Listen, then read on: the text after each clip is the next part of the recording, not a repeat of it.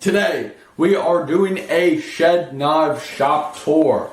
This is going to be pretty cool because I have a lot of new things for you guys to check out, and I believe this is the first shop tour I've ever done, and that means this is going to be new for the two of us. So I'm excited to get into that. But before we do that, for those of you who are new, my name is Jack Billings. I teach people outdoor skills, bushcraft skills, survival stuff, emergency preparedness, anything outdoors. I try to educate people on it because I have been doing a lot of things in the outdoor realm for many years, for the majority of my life, through Boy Scouts and other just cool outdoor stuff. Alright, so I do that, and I also make knives. So you can go to shedknives.com to check out my knives. I have them all there, and we'll get into that. Okay, so let's start off. I'm going to take the camera off of this tripod so you'll get to kind of see how I record, by the way.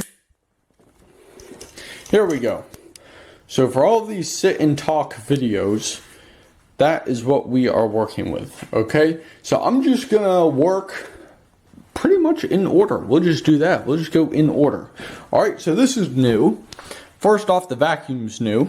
And then this pallet down there. This whole thing is new. Let's be honest. This whole thing is new. Got a new CNC machine, but we're not there yet. So my G10. Why do I need G10? Well, it's because I sell knives with G10 scales. What is a scale? A set of scales. Okay. They look like this. Alright, so this is a set of scales. I currently do them by hand, but I am going to be changing that with my CNC machine. I just picked this up maybe like 3 weeks ago, I believe, 3-4 weeks ago, something like that.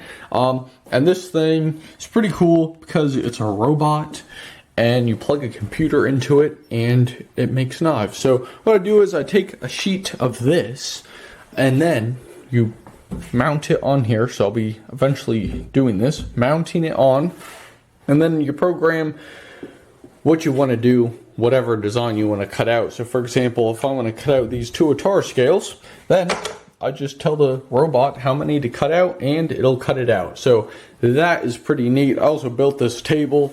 I have also discovered I enjoy building tables. It was pretty fun and I seem to be good at it. Now I will say I've had a few people ask me why I don't have like bars going across the tables. They say it'll make it more stable, but let me tell you something. This thing is already like crazy stable, so those things would just get in the way. So just for anyone asking, there's that. And then as of right now, this is where I keep all of my G10 like little scales here. So this Coyote Tan, the two Atar scales down here, it's two Atar ones. At first they'll look like that, and then I grind them into those. So that's pretty neat. This is where I keep all of them because, like I said, I've been doing them by hand. I use this little vise to put my G10 in with a knife. So this knife is the 2023 US Tonto in 154 cm. I have a hollow grind on there, very nice hollow grind. And so I'll basically put it in like that, line everything up, and trace it so then I can cut everything out. So there's that, and then after I get my general cutout, it goes over here, okay, where these two brooms are. Why do I have two brooms? Because I like a clean chop. That's why. So here, these are the two drill presses I use.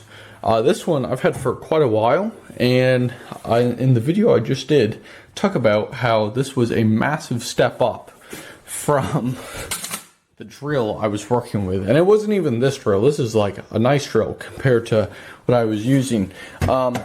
But still, just progress. Everything is progress. Okay, so this is what I use to drill the holes in my G10. So this is a good example. This is nice. So after I trace this is for the Conquest.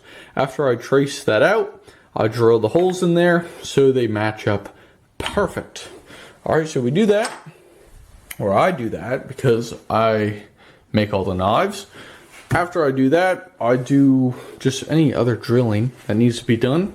And then I bring it right over here to this beautiful and massive bandsaw. Okay, I'm gonna show you this bandsaw. Okay, I'm gonna put this back in the tripod.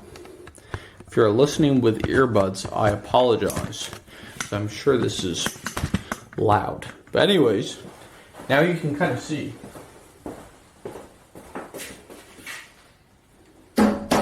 It's pretty good. And I'm just over 6 feet tall, so this is pretty big. This is a big one. So I think that thing's 6 feet tall. So, or at least close to it. It's pretty cool. It works very nice. That's why I cut out all my G10 with it. So, works nice. And then once that's cut out, I then go to shaping it. Now, how do I shape it? Well, I take this massive wheel out. This is how I sharpen my knives. So we'll just talk about that for a second.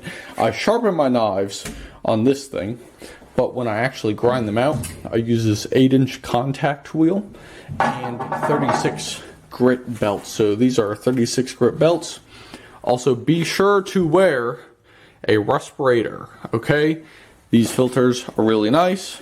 Understand your filters, by the way. That's something I had to get smart on, was filters, because I did not understand them, because there's a lot of like numbers and letters.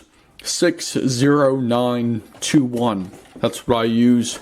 If you don't know filters, then it's just a bunch of numbers. So be educated, because your lungs are very important, just like your heart. Your heart and your lungs are probably like the two most important things in the body. And if you have bad lungs, which, let's be honest, folks, a lot of knife makers have bad lungs.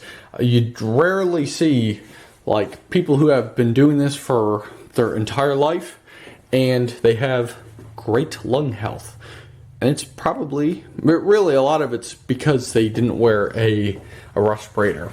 So just wanted to highlight that, because health is very important. Now, how do you get those hollow grinds, Jack? I did a video on that, and actually, oh, by the way, these are more 36 grit belts. It's like the only belt I use. I use 180s for sharpening, but everything else is 36 grit. I did a video on how I sharpen my knives, or how I do the hollow grinds, really, and, well, they all look like this. So these are the Resilience. We have some Tuataras, Atlas, US Tontos. So they come in these massive, like, bricks, pretty much. And then I have this system. I turn it around and put it on this. I'm going to highlight this because I didn't do it in my last video on hollow grinds, which would have been really nice so you could understand how I do my hollow grinds. But here we are. Here we are. So, depending on the knife, I have different lines. You can kind of see there's a little glare, but I have different lines on where my knife needs to go up to, and that just dictates how high the hollow grind will be. So, that thing's pretty cool. I had a local metal shop make this thing, and I think it costs about $80, which is really cool because it's all US made. I'm supporting a local business, supporting people who have families, and they're working, which is great. So, and also for this to be custom built, well worth the money in my opinion. So there's that. Buffer's cool, toolboxes, that's all really cool. I just keep knife stuff in there, let's be real, because this is a knife shop. So then this thing, this is new. This is a sandblasting cabinet, because sometimes the blanks have paint on them from the raw steel. So I need to get in here and I just blast the paint off. So that's real helpful. This is cool. I got this idea from Shedknives, Chris Stroop. I spent a few days with them. Really nice group, and they use one of these sometimes. So I was like, I gotta get one of these when I get the chance. So that's pretty much the shop. Anything G10 related, this CNC machine is going to take care of. And then what I have left to do is the hollow grind And I forgot about this one. How could I forget? Because it's the loudest thing in here. Okay, that is the stone washer. It's a cement mixer with a bunch of rocks in it. And I keep water flowing through this because the rocks get smaller and turn to mud. So that just puts a cool finish on my knives. And then I do Kydex sheaths. So I'll save that for another video. But there's that. So anyways, my name is Jack Billings. I am the CEO, founder of Shed Knives. I've been doing this since 2018. I moved into this shop roughly a year ago. Actually, the year anniversary was like a few days ago, so pretty cool. But moved in here, I started in my shed. There's been a lot of growth, a lot of improvement, and it's all because of you. Every view, every share, every like, and every knife sold supports this in some way. And if you want to support Shed Knives Media directly, I'll put some links in the description. You can go to Buy Me a Coffee, which you can support $5 at a time for Shed Knives Media. And if you like knives, if you're a knife freak like myself, you can go to shedknives.com, where you can pick up one of the knives made here, 100% USA materials and 100% USA production, right here in Delaware, USA. Thank you all for watching. If you like knife content, go ahead and hit the subscribe, hit the like button if you like this video, and last but not least, my friends, hit the share button if you know someone who may find value in this video as well. Thank you again, and I'll see you in the next one.